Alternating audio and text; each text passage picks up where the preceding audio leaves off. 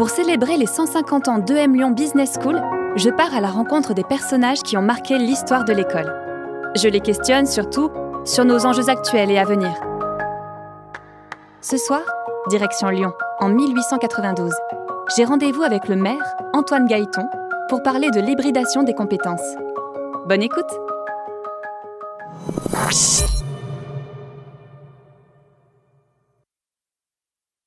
Antoine Gailleton, monsieur le maire, bonjour. Bonjour, jeune dame. Oh, appelez-moi madame, je vous en prie. Vous allez bien? Je viens clôturer avec vous cette deuxième saison en 1892. Je vous avertis, on a parlé de beaucoup de choses déjà avec différents acteurs de l'École supérieure de commerce et de tissage de Lyon.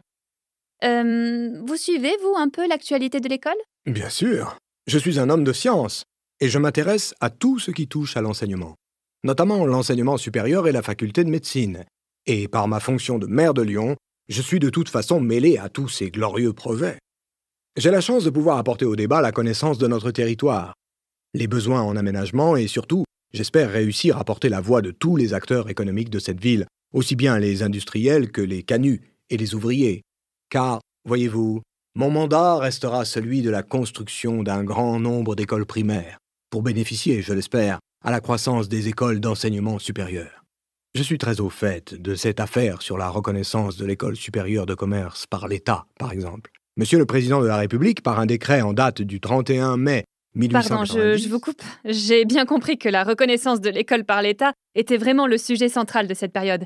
Mais tout au long de cette saison, il y a un thème en particulier qui retient mon attention et dont on a parlé plusieurs fois sans jamais le nommer précisément. Pour moi, parler de la création d'une section de tissage en 1876, de la création d'une section de produits chimiques en 1892, c'est parler d'hybridation. C'est surprenant parce que EM Lyon, à mon époque, met cette notion au cœur de sa stratégie. Alors voilà, on a dit le mot hybridation. Qu'est-ce que ça vous inspire? Oh, la question est facile. Je suis médecin. En chimie organique et en biologie, l'hybridation peut désigner la fusion de cellules ou encore le croisement entre deux individus de taxons différents. Mais, je dois dire, je ne saisis pas le lien que vous faites avec notre École supérieure de commerce et de tissage. Et moi, je ne sais pas ce que sont des taxons, mais je crois que c'est pas le sujet. L'hybridation, c'est aujourd'hui le maître mot pour toutes les grandes écoles de commerce. Elles veulent former des managers hybrides. L'hybridation des compétences, c'est par exemple former de futurs managers au savoir de gestion, mais aussi capables de gérer des projets technologiques. Oh, je vois, vous voulez parler des savoirs polytechniques. Justement, je voudrais qu'on définisse clairement ce qu'est l'hybridation. C'est un concept qui peut paraître un peu flou, mais qui est très central aujourd'hui pour comprendre la stratégie d'EM Lyon à l'horizon 2025. Vous proposez savoir polytechnique, pas mal. On pourrait parler aussi de double diplôme ou de compétences pluridisciplinaires. Eh bien, si vous me permettez une légère digression par rapport à notre sujet, je crois pouvoir vous l'expliquer assez clairement et simplement. Car l'officialité lyonnaise voit tous les jours de nombreux exemples d'hybridation. Pour nombre de maisons de soieries, d'industries, d'ateliers, de boutiques ou de sociétés diverses, tel est l'enjeu économique du mariage. Les nombreuses raisons sociales, formées de plusieurs noms, attestent bien de l'association d'un nouveau venu dans la famille. C'est le cas de la maison Arlès Dufour ou de la société Buffo-Robatel. D'un côté, on recherche surtout des gendres ayant une bonne connaissance des marchés, notamment internationaux, ce qui est essentiel pour développer les débouchés. Aujourd'hui, ce sont les ingénieurs en chimie industrielle qui sont particulièrement prisés. Ainsi en est-il de Toby Robatel, ingénieur chimiste, formé à l'école centrale de Lyon qui donna à la société Buffo une nouvelle dimension. C'est aussi grâce à la collaboration de gendres scientifiques, René Queller et Armand Gélibert, que la firme Lumière a pu prendre un nouveau tournant vers la recherche médicale. De l'autre côté, les femmes peuvent aussi permettre l'alliance de compétences. Ainsi en est-il du mariage de Nelly, fille de Pierre Dantot, à la tête d'une maison spécialisée dans la production de cuves émaillées, et Eugène Vignon, héritier des négociants en métaux de Vignon-Choqui.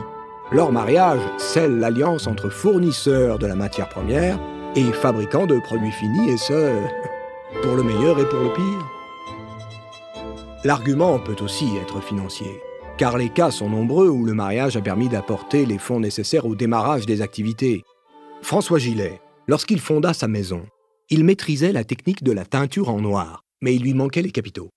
Son mariage avec la fille d'un confrère du Beaujolais lui fournit la dot nécessaire à l'établissement de son atelier.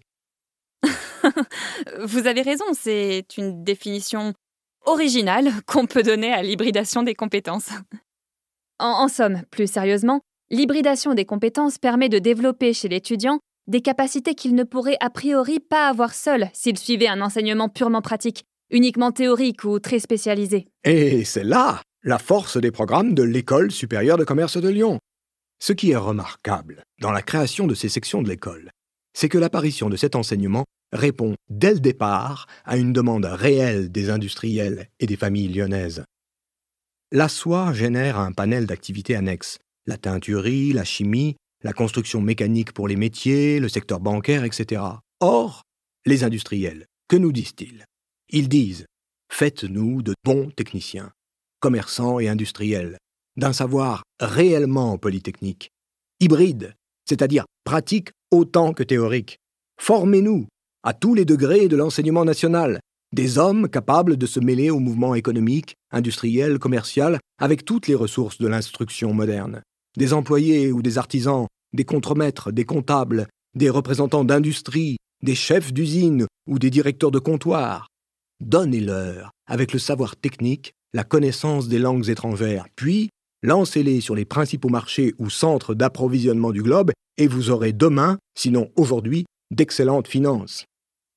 Et c'est cette double préoccupation de perfectionnement chez le jeune homme, l'instruction nécessaire à l'exercice d'une industrie déterminée, et en même temps de le retenir sur une direction rationnelle jusqu'au jour où il sera admis comme collaborateur ou employé dans une manufacture, c'est cette double préoccupation, dis-je, qui a amené plusieurs familles à demander s'il ne serait pas possible de faire pour ceux de leurs enfants qui se destinent à l'industrie de produits chimiques ce que la Chambre avait fait pour ceux qui se destinaient aux soieries et auparavant pour ceux qui se destinaient à la banque ou au commerce. Pour tout vous dire, le conseil d'administration de l'école de commerce et plusieurs membres de la Chambre de commerce songent même un instant à élargir davantage ce programme et à l'étendre au commerce des métaux et des constructions mécaniques par un accord semblable avec l'école centrale lyonnaise. Mais il se présente de ce côté des objections qui ont leur valeur et qui obligent la Chambre de commerce à l'ajourner. Je fais ce parallèle entre l'École supérieure de commerce de Lyon et EM Lyon Business School parce que je suis très intéressée par le fait que cette notion d'hybridation se retrouve dans son ADN. Le docteur Penaud nous expliquait qu'elle était l'une des premières écoles à allier enseignement théorique et enseignement pratique.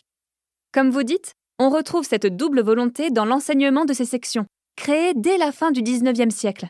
Et dans cette continuité, c'est en 1978 que l'école donne une réelle impulsion à son hybridation des compétences par la création des premiers doubles diplômes, en partenariat avec des universités nord-américaines et anglo-saxonnes. En 2020, EM Lyon présente aussi un programme grande école entièrement réformé dans cette logique d'hybridation. L'objectif est de réussir à donner à ses étudiants une culture scientifique très forte pour leur permettre de maîtriser les compétences de demain. Pour ma part, je ne suis guère surpris que l'École supérieure de commerce de Lyon ouvre ce genre de section spécialisée ou réforme entièrement son programme dans cette visée.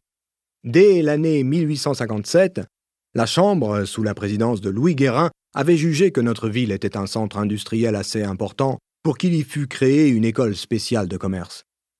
Elle nomma une commission chargée d'étudier l'organisation d'une telle école, ainsi que les voies et moyens pour tenter de pallier le manque de personnel qualifié dans les entreprises et les fabriques de la région. Ainsi fut créée l'École centrale lyonnaise pour l'industrie et le commerce, fondée par les soins de quelques industriels et avec leur argent. Cette école avait pour objectif de suivre les progrès de la science et de l'industrie, mais la partie scientifique des programmes s'est finalement développée au détriment de la partie commerciale qui a disparu depuis longtemps. On m'avait parlé de la création de l'école de Guillard-Lièvre en 1822, mais celle-là, je l'ignorais. Vous voulez dire qu'EM Lyon, à l'état embryonnaire, était déjà pensé en termes d'hybridation des compétences? C'est incroyable! Naturellement! Devant le succès rapide et inespéré de ce genre de section, il en découle que ce modèle est adopté aujourd'hui dans la plupart des écoles supérieures de commerce françaises, mais aussi dans l'enseignement technique lyonnais. L'École supérieure de commerce de Bordeaux comprend désormais une section industrielle.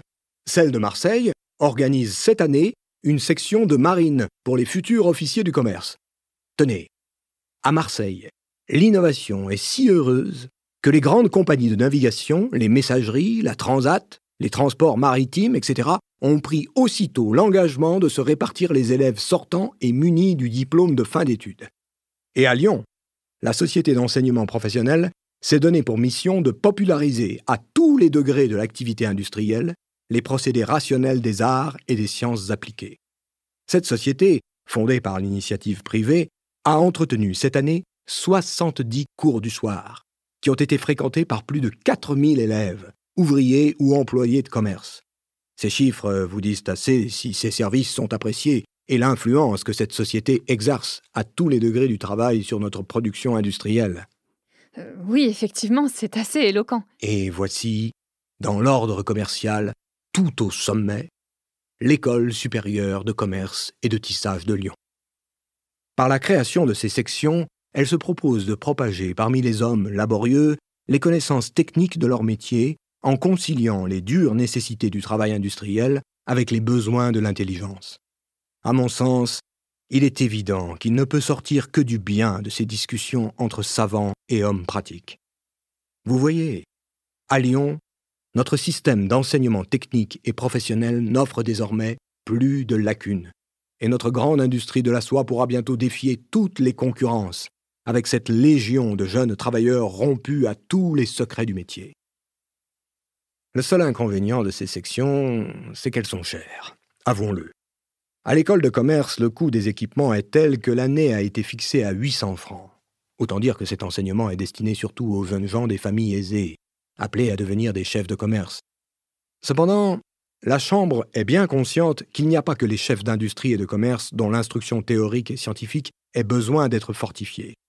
Il y a en effet, au-dessous de la classe si nombreuse des auxiliaires, des employés qui ne reçoivent qu'une instruction imparfaite et mal appropriée au service qu'ils doivent rendre. Ainsi, depuis quelques années maintenant, un système libéral de bourses créé par la ville, le département, le gouvernement, la chambre et quelques administrateurs de l'école la rend accessible aux enfants des classes moins favorisées de la fortune. C'est vrai? C'est incroyable! On pourrait croire que vous parlez du programme de la toile. Donc, si je comprends bien, ces sections ont bien été créées dans le but de relever l'industrie lyonnaise, mais vous voulez que je vous dise? À mon avis, il ne manque plus qu'une chose dans ces nouveaux programmes que vous avez mis en place. Ce serait un MBA. Vous avez pensé à l'hybridation des compétences pour les élèves, pour d'autres issus de milieux sociaux défavorisés, mais vous oubliez que les compétences s'acquièrent et se développent tout au long de la vie. EM Lyon propose plusieurs diplômes en formation continue. Ça peut être des formations courtes, un certificat, un VAE, un MBA. Parce que des chefs d'entreprise, des managers ou des experts, eux aussi ont besoin de connaître les dernières innovations pour les appliquer à la réalité du terrain. Pourquoi ne pas intégrer des formations spéciales à destination de ces professionnels? Oh, c'est l'idée originelle de la création du musée des tissus, en quelque sorte. Et notre chambre donne aussi des cours du soir à destination des négociants et des fabricants de cette ville. Pour l'instant, de tels cours sont dispensés par la chambre de commerce, car ce public de connaisseurs du métier a effectivement des attentes particulières. Mais la chambre prévoit peut-être de l'intégrer à son programme et je ne suis pas au courant. La difficulté, il me semble, c'est que l'admission à l'école supérieure de commerce recommande pour l'instant des aptitudes précises et particulières. Et c'est le rôle des établissements primaires et primaires supérieurs de former ces jeunes gens à la poursuite d'études dans le supérieur. Vous parlez de l'importance des cours préparatoires pour accéder à l'enseignement supérieur? Oui, et dans l'ensemble, les examens sont satisfaisants, bien sûr.